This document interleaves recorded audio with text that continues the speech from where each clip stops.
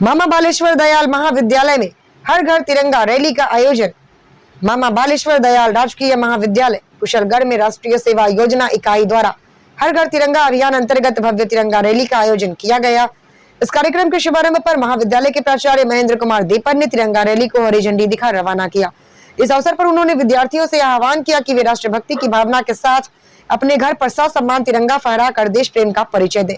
NSS कार्यक्रम अधिकारी पविंद्र कुमार एवं कन्हैया लाल खांच के नेतृत्व में निकली यह रैली महाविद्यालय परिसर से शुरू होकर नगर के प्रमुख मार्गों से गुजरी। रैली में शामिल सैकड़ों विद्यार्थियों ने देशभक्ति के नारे लगाए और भारत माता की जय के जय घोष से वातावरण गुंजायमान कर दिया। देखें स्टार न्यूज प्लस के लिए राजस्थान के बांसवाड़ा से अरुण जोशी की ये रिपोर्ट।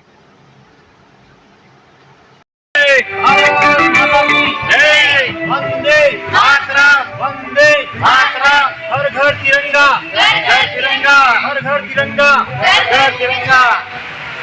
भारत माता के, भारत माता के, वंदे वंदे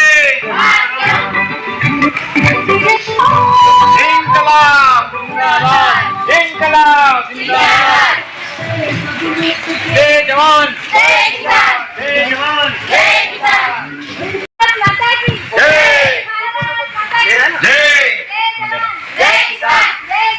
जय किसान, वंदे मातरम, वंदे मातरम, वंदे मातरम, वंदे मातरम।